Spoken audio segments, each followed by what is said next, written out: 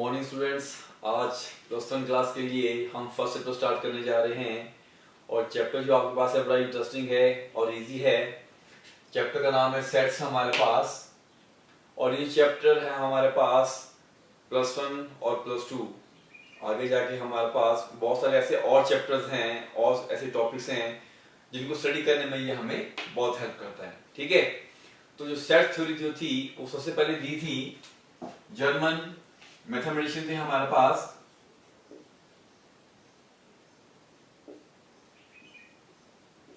George canter, उनका नाम था। ठीक है, इन्होंने ये सबसे पहले जो थ्योरी दी थी to define relation and function, और इसकी हेल्प से उन्होंने रिलेशन और फंक्शन को एक्सप्लेन किया था अच्छे से, और अगले चैप्टर हम पढ़ेंगे भी इसको, वो भी आपके सिलेबस में है। और इसके अलावा लेटर ऑन बहुत सारे ऐसे और टॉपिक्स थे हमारे पास, जैसे प्रोबेबिलिटी था, सीक्वेंस हो गया, और कैलकुलस में बहुत ज्यादा यूज है हमारे पास सेट थ्योरी का। तो ध्यान से समझिए इसको, बहुत सारे चैप्टर का बेस है हमारे पास सेट थ्योरी। तो चलिए अब सेट की जो डेफिनेशन है आपको मैं दिखता हूं। व्हाट इज सेट, कि सेट क्या है हमारे पास। सिंपल डेफिनेशन क्या है इसकी, it is collection of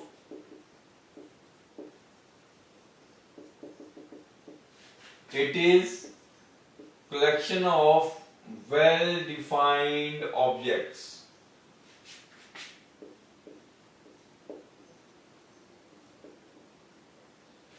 Collection of well defined objects. अब वेल डिफाइंड का यहाँ पे मीनिंग आपको समझना बहुत जरूरी है।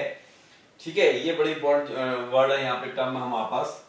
तो चलिए इसको समझते हैं। मैं एग्जांपल देता हूँ आपके पास। अब मैं पूछूंगा आपसे क्या ये सेट है कि नहीं है। कलेक्शन ऑफ ऑब्जेक्ट्स, मतलब कुछ ऑब्जेक्ट्स हम इकट्ठी करेंगे, हम कुछ कलेक्शन करेंगे, और जो भी हम चीज इकट्ठी करेंगे वो वेल डिफाइंड होनी चाहिए। अगर वेल डिफाइंड होगी तो वो सेट होगा, अगर नहीं होंगे वेल डिफाइंड वो ऑब्जेक्ट्स तो वो सेट नहीं होंगे हमारे पास कलेक्शन। मैंने आपको पूछा मेक लिस्ट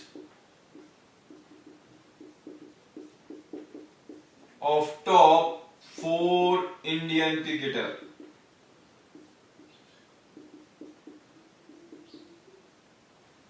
ठीक है, अब यहां पे देखो टॉप 4 इंडियन क्रिकेटर। मैंने पूछा सबसे पहले राहुल को, जो हमारे क्लास का स्टूडेंट है, उसके हिसाब से जो आंसर आया, जो उसकी चॉइस थी, उसकी जो टॉप 4 प्लेयर थे वो था आपके पास विराट, देन उसके बाद थे आपके पास सचिन, फिर धोनी, और उसके बाद रोहित शर्मा। फिर मैंने पूछा शिवम से कि भी आप बताओ कि टॉप 4 क्रिकेटर कौन है हमारे पास इंडिया के।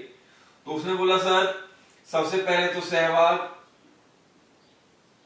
देन विराट कोहली, फिर युवराज, और उसके बाद उसने बोला आपके पास लक्ष्मण। तो ये उसकी चॉइस थी।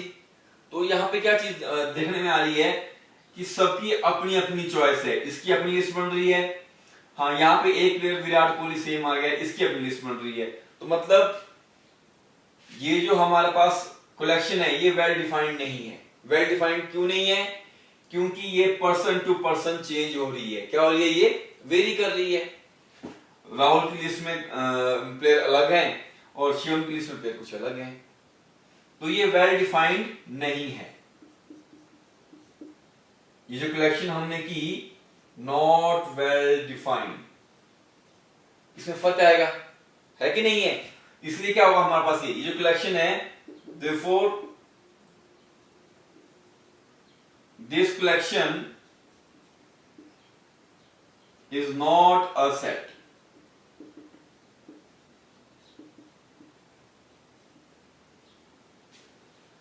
अच्छा, अब मैं यहां पे बोल रहा हूं आपके पास मेक लिस्ट ऑफ, इन्हीं दो जो स्टूडेंट है हमारे पास, मैंने इनको बोला make list of vowels of English alphabet.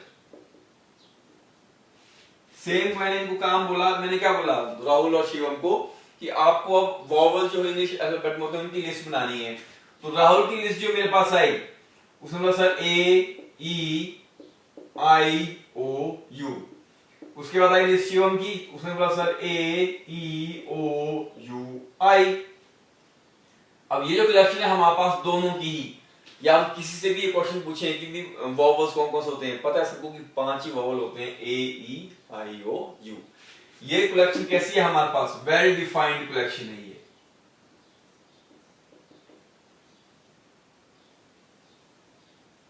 और क्योंकि ये वेल डिफाइंड कलेक्शन है, ये पर्सन टू पर्सन वेरी नहीं कर रही है, चेंज नहीं हो रही है, नहीं बदल रही है, ये तो फिक्स रहेगी हमेशा। इसलिए ये कलेक्शन क्या है, therefore this collection is a set। इसलिए ये एक सेट बनेगा। तो ये मीनिंग हुआ हमारे पास वेल डिफाइंड ऑब्जेक्ट्स का। तो अब आपको अच्छे समझ आ गया। चलिए अब अगला जो इसमें हमारे पास कंसेप्ट आपके पास है, वो है आपके पास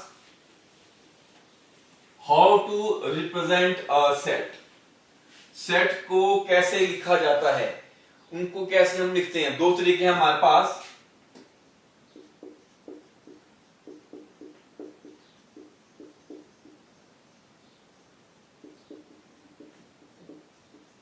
how to represent a set. पहला है हमारे पास रोस्टर फॉर्म, या इसको हम टेबुलर फॉर्म भी बोल देते हैं। ये पहला मेथड हो गया। और दूसरा जो मेथड हमारे पास है वो है आपके पास सेट बिल्डर फॉर्म।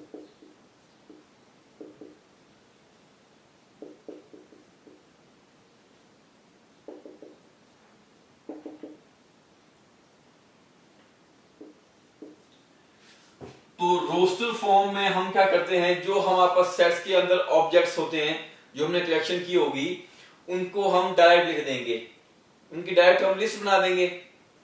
कैसे, देखो जैसे कि हमने बोला कि 5 vowels of English alphabet, 5 vowels. तो आप क्या बोलोगे, AEIOU। इनको आपने कॉमन लगा के क्या किया, सेपरेट किया, इनके बीच में कॉमन लगा दिया, और इनको हम कर्ली ब्रैकेट के बीच में ऐसे लिख देते हैं। अब इसको कुछ नाम दे दिया हमने नाम दे दिया इसको सेट V फॉर वॉवल। तो ये हमारे पास इस तरह से क्या हो गया, रोस्टर फॉर्म में डायरेक्ट हमने उनकी लिस्ट बना देनी है इस तरह से, ठीक है। और इसके अंदर जो हमने कलेक्शन की, जो वॉवल की कलेक्शन की, कितनी आई है, 1 2 3 4 5। इन सभी को हम क्या बोल देते हैं, इन जो हमने ऑब्जेक्ट्स के अंदर इकट्ठे किए, इन्हें हम बोलते हैं एलिमेंट्स ऑफ द सेट, या फिर कुछ लोग मेंबर्स भी बोल देते हैं, सिंपली अंडरस्टैंड करने के लिए। कैसे, मान लो ये एक फैमिली है, वॉवल्स की फैमिली है, और उस फैमिली के कितने मेंबर हैं, AEIOU, 5 ही मेंबर हैं। पर हम ज्यादा यूज करेंगे, वो हम करेंगे एलिमेंट्स। क्या यूज करेंगे हम, एलिमेंट्स ऑफ द सेट। अब देखो, अब मैंने इसी रोस्टर फॉर्म में जो लिखा सेट को, अब मुझे कन्वर्ट करना है इसको बिल्डर फॉर्म में, ठीक है। अच्छा, बिल्डर फॉर्म में हम क्या करते हैं, बेसिकली यहां पे हम क्या लिखते हैं, we define the common property of all the elements. Simple language बता रहा हूं आपको, ऑफ अ सेट। तो मतलब हम क्या बोल सकते हैं, यहां पे हम उसकी डेफिनेशन दे रहे हैं कि क्या है उस सेट के अंदर, कौन से ऑब्जेक्ट हमने कलेक्शन किए हैं, उसको हम डिफाइन कर देते हैं उन ऑब्जेक्ट्स को। और सिंपल तरीका जो मैंने यहां पे लिखा, उनकी कॉमन प्रॉपर्टी को यहां पे हम लिखते हैं। कैसे, देखो अब मैंने कन्वर्ट करना है सेट V को, मैंने कन्वर्ट करना है आपके पास सेट बिल्डर फॉर्म में। तो अब देखो यहां पे बच्चों, ध्यान से समझो इस चीज को। जैसे आप सभी लोग 9th क्लास में पढ़ते हो, ठीक है। तो 9th क्लास के बच्चे जो मेरे पास आए, उन सभी के नेम डिफरेंट डिफरेंट है। अब मैंने क्या किया, उनको मैंने उनकी एक पहचान दूर से ही दिखाने के लिए मैंने बोला कि आप लोगों को हम एक स्कूल से बैच देंगे और उसमें लिखा होगा 9th A।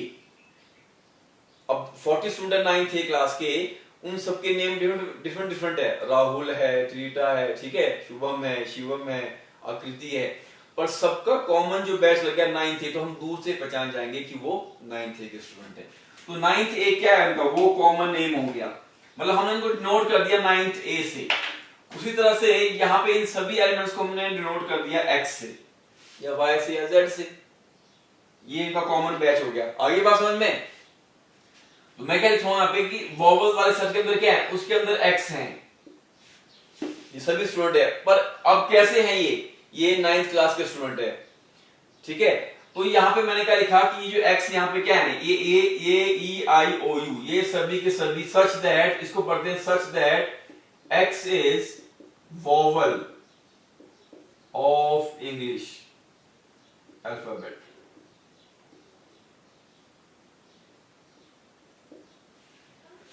इन सब की जो कॉमन प्रॉपर्टी थी, ये सभी क्या है, वॉवल्स है, तो हमने डिफाइन कर दिया कि वॉवल है सभी, वो यहां पे लिख दी जो मैंने आपको बताया था। इस तरह से हम किसी भी सेट को रोस्टर फॉर्म से टेबुलर फॉर्म में कन्वर्ट कर सकते हैं।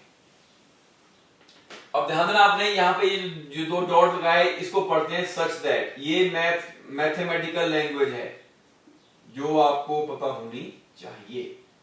क्लियर हो गया? तो ये सेट वी वोवल वाला था हमारे पास, A E I O U। अच्छा चलिए अब मैं एक और एग्जांपल देता हूं। सेट मेरे पास क्या है, मैंने आपको बोला कि बच्चों हमने एक सेट लिया A, इसके अंदर -4 -3 -2 -1 0 and 2, ये मैंने इसके अंदर क्या ले लिए, एलिमेंट्स ले लिए, ठीक है। और ये सभी कैसे नंबर है हमारे पास, रियल नंबर है हमारे पास, ठीक है नहीं है। अब सेट ए को जब मैं लिखूंगा आपके पास, ये सभी क्या है, x, कैसे x है ये, अब उनको हमने डिफाइन करना है x को, इन सभी एलिमेंट्स को, सच दैट इन सभी एलिमेंट की देखो वैल्यू, सबसे छोटी वैल्यू क्या है, -4, और सबसे बड़ी वैल्यू क्या है यहाँ पे, नंबर क्या है 2 है यहाँ पे, सच दैट, अब यहाँ पे क्या लिखा मैंने, इसको मैं लिखूंगा x is greater than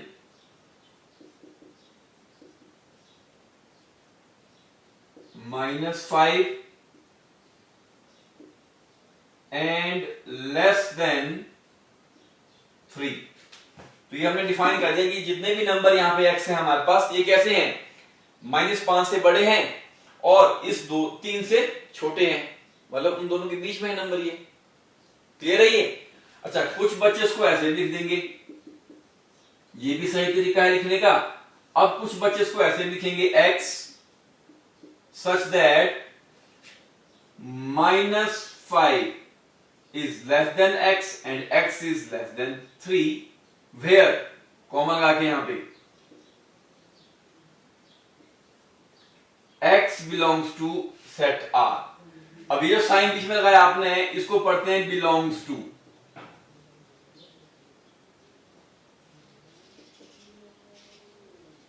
और R जो हमारे पास है वो है सेट ऑफ रियल नंबर। अभी आगे इसके बाद ये बताऊंगा आपको, मैथमेटिकल सेट है हमारे पास ही। तो ये मैथमेटिकल लैंग्वेज, इसको हम पढ़ते हैं सच दैट, तो ये इसलिए बता रहा हूं आपको ताकि आपको कंफ्यूजन ना हो। ये भी तरीका सही है लिखने का, क्योंकि यहाँ पे ज्यादा हमने यूज किया mathematical language, x belongs to R, और ये सभी x कहां है हमारे पास, -5 से बड़े हैं और x क्या है, 3 से छोटा है, मतलब -5 और 3 के बीच की वैल्यू है हमारे पास x। तो इस तरह से हम रोस्टर फॉर्म से कन्वर्ट करते हैं बिल्डर फॉर्म में। चलो एग्जांपल और करते हैं,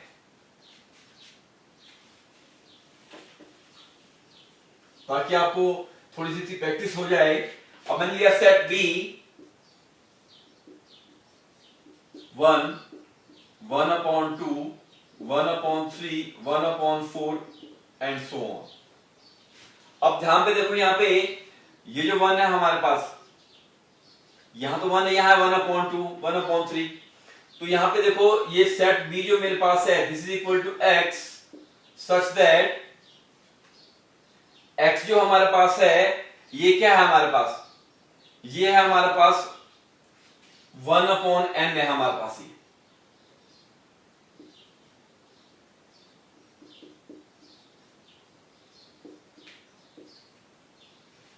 Where x belongs to n, n का मतलब नेचुरल नंबर। अब x है 1/n, मतलब यहां पे देखो ये रेसिप्रोकल ले गए हमारे पास, 2 का रेसिप्रोकल होता है 1/2, 3 का रेसिप्रोकल होता है 1/3, 4 का 1/4, और 1 का जो रेसिप्रोकल होता है, 1 का रेसिप्रोकल होता है वो होता है 1/1। रेसिप्रोकल ऑफ 1 इसका वो होगा 1/1, और 1 को 1 से डिवाइड किया तो कितना आएगा, उसको 1 लिखते हैं। फिर 2 का रेसिप्रोकल कितना हुआ हमारे पास, रेसिप्रोकल ऑफ 2 वो हो जाएगा 1/2, 3 का 1/3। तो इस तरह से इसको हमने कन्वर्ट कर दिया बेलर फॉर्म में। क्लियर है? तो चलिए ये तो क्या हमारे पास कि how to represent a set, set को कैसे लिखा जाता है। तो दो फॉर्म हमने पढ़ी, roster and set builder form. अब जैसे मैंने आपको बताया कि इसमें यहाँ पे कुछ हमने मैथमेटिकल सेट यूज किए हैं जो मैथ्स में होते हैं। जैसे यहाँ पे आता है n set of natural number, r set of real number. तो वो मैं सभी आपको थोड़ा सा रिवाइज करवा रहा हूँ। नंबर सिस्टम आप पढ़ चुके हो, नंबर लाइन आप सभी जानते हो। इस नंबर लाइन के ऊपर हम सारे के सारे नंबर्स को रिप्रेजेंट करते हैं। इसके सेंटर में क्या होता है आपके पास 0, राइट साइड को पॉजिटिव नंबर आ गया आपके पास, so on up to plus infinity, और लेफ्ट साइड को हमारे पास क्या होते हैं, माइनस के नंबर आते हैं अप टू माइनस इंफिनिटी। अब ये चीज भी आपने याद रखनी है, राइट साइड में 0 से आगे को जब बढ़ते हैं हम तो नंबर क्या होता है, इंक्रीज करता है। नंबर की वैल्यू इंक्रीज करती रहती है, नंबर बड़ा होता रहता है, 1 से बड़ा 2, 2 से बड़ा 3, 3 से बड़ा 4। और लेफ्ट साइड में क्या होता है हमारे पास, यहां नंबर डिक्रीज होता रहता है।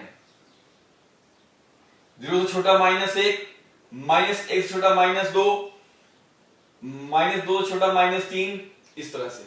ये पता है आप लोगों को? अच्छा, अब देखो यहां पे, अब हम बात कर रहे हैं सेट ऑफ नेचुरल नंबर की। तो नेचुरल नंबर का जो सेट है हमारे पास वो यहां पर क्या आएगा, n is set of natural number. इसके जो एलिमेंट्स होते हैं 1 2 3 4 अप टू इंफिनिटी, ये लगे डॉट डॉट, मतलब अप टू इंफिनिटी तक जा रहे हैं ये। और उसके बाद अगर मैं इसमें 0 भी और ऐड कर दूं एलिमेंट एक, तो 0 से लेकर इंफिनिटी तक जो बड़ा सेट, वो बड़ा set of whole number 0 1 2 3 4 5 up to infinity. बात समझ में आ गई नहीं? अच्छा, उसके बाद देखिए अब आया set of integer. Set of integer को हम z से डिनोट करते हैं, या कई बुक में उसको i से भी डिनोट किया गया होगा। तो z इज इक्वल टू, इसमें सारे के सारे नंबर आ जाते हैं नंबर लाइन के, -इंफिनिटी से लेकर प्लस इंफिनिटी तक। तो ये लिखा मैंने -2 -1 0 1 2 3 up to plus infinity. Dot dot dot का मतलब सब चले हैं, इसमें सारे के सारे नंबर आ जाते हैं सेट ऑफ इंटीजर में।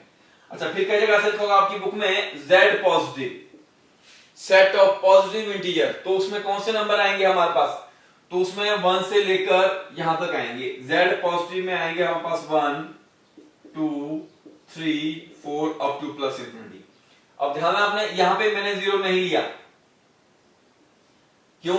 0 ना तो पॉजिटिव होता है और ना ही नेगेटिव होता है, ठीक है।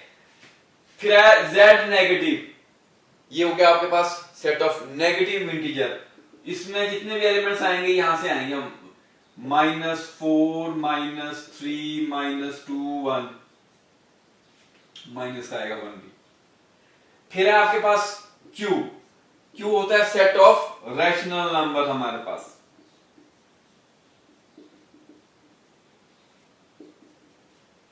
देन r, r होता है आपके पास सेट ऑफ रियल नंबर्स।